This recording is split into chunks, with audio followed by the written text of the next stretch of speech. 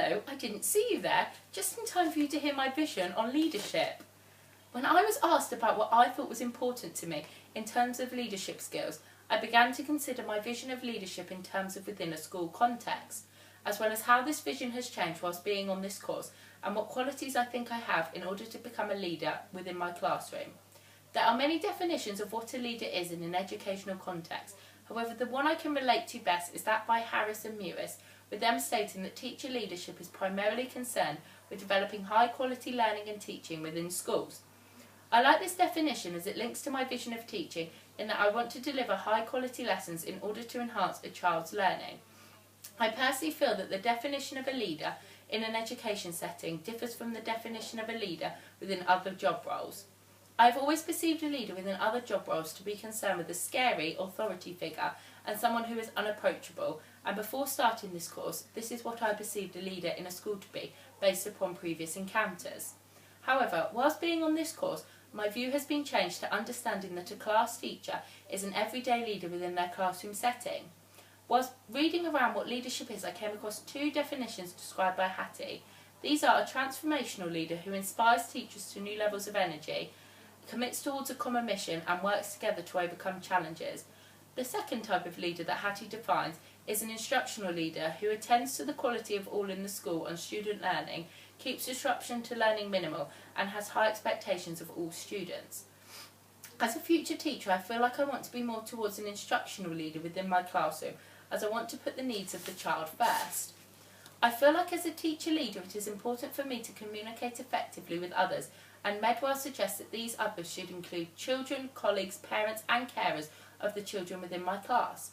I personally feel that effective communication with others is a key skill to have, as you are able to put the needs of the child first because you are able to consult with other adults who have a key insight into the particular child's life.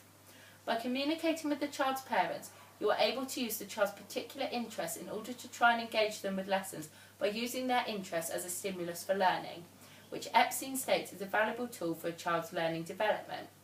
By myself as a teacher communicating with other teachers in the school, Bean implies it will make the other teachers feel more positive about their job and they will stay in the profession for longer as they will feel valued and supported. I also feel it is important to communicate with the students in my class, as Keller and Karatza talk about how students respond best to teachers who provide leadership and who enjoy their role as a leader within the classroom. I feel like I can relate to this, as I related best to teachers in my school who were positive about their job role. I feel the main way in which I will become a leader within my classroom is by developing key and solid relationships with various people across the school environment. By creating these solid relationships, I will feel confident to ask for support not just through my NQT year, but also throughout my teaching career. The first group of people I feel it is vital to make solid relationships with and effectively communicate with is the other teachers within the school. I feel that by communicating with the other teachers successfully, we will be able to learn from each other, and Hattie links this to being able to deliver high quality lessons. Hattie also mentions that collaboratively planning is more productive in helping a teacher's practice develop and enhancing a teacher to become a leader in the classroom. In my opinion, by working with other teachers, I will be able to come up with strategies on how best to help a child, as I can draw together perspectives from other professionals on how best to deal with a particular incident. Medwell states that opportunities to work with other adults should be identified as soon as possible to enhance a teacher's practice, which is why I will try to work with others whenever possible. The second group of people I feel it is important to work with in order to become a leader within my classroom is my teaching assistants. I feel that this is vital because by having a good rapport with my TAs, they will be more likely to support me and assist me with the jobs that need doing. Griffin emphasises the importance of gaining opinions of others, as well as working with them in order to develop a teacher's classroom into a better learning environment. Other than myself, my TAs will be the only other adults that will spend the most time in my classroom and therefore will be able to successfully assist me in creating a positive learning environment. This will not only enhance my leadership skills, but also boost a child's learning capacity. I also feel it is very important to have conversations with the pupils in my class, not only for my benefit but also for theirs. It is vital for me as a future teacher to ensure that all children in my class are happy and content with the school environment as well as their home environment. It is also important for me to check my students' understanding for their benefit. This will ensure that they are not getting lost amongst all the work and that they aren't struggling to keep up. Although within my class there will be set work that needs to be completed, I feel it is important for children to explore and discover other ways of learning, which Jeffrey implies will enhance their overall learning experience. The final group of people I believe it is key to work with is the parents and carers of the children in my class.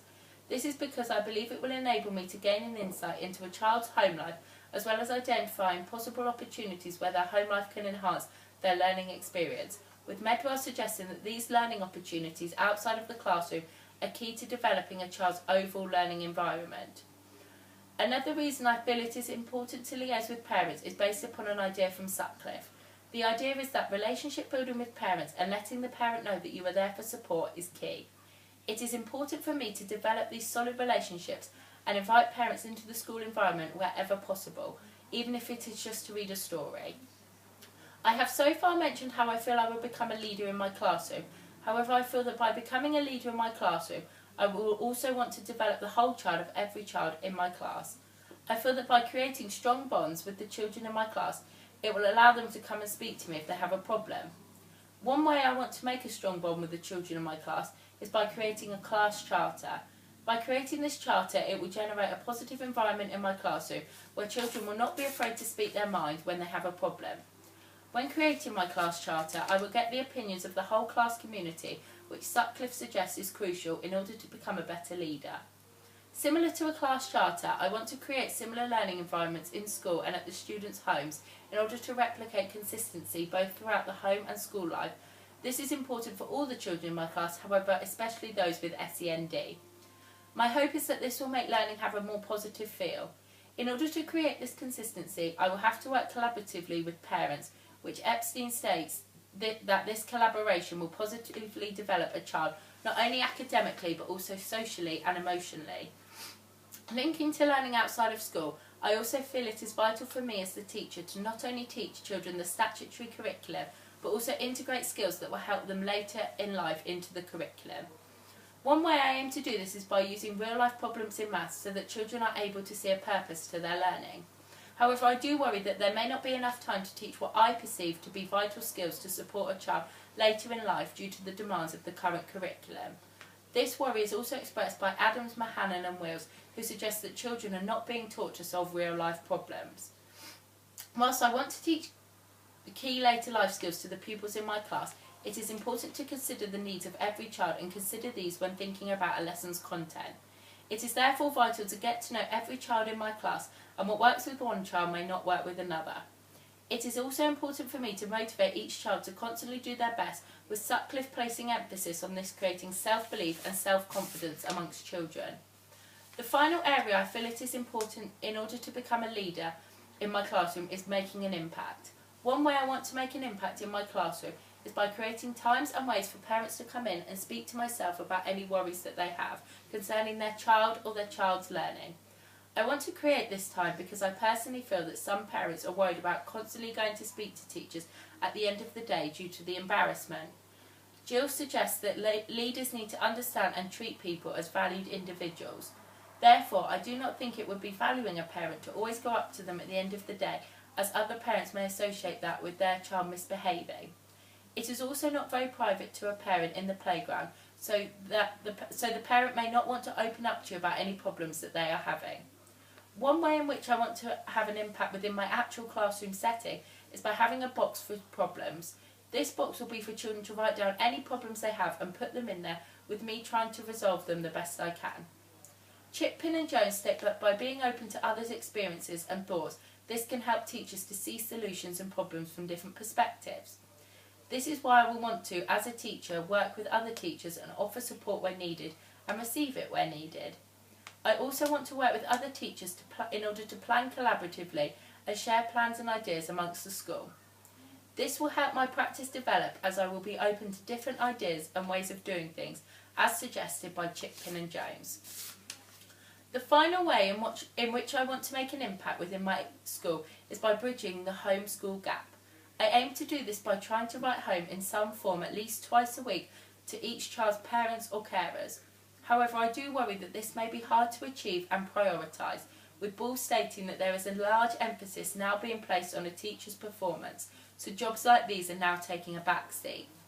To conclude, as a future teacher, when someone walks into my classroom, I want them to be able to see these key features of leadership that I have mentioned during this presentation. I also want to make key relationships with other adults that I have mentioned in order to become the best leader I can be. Thank you.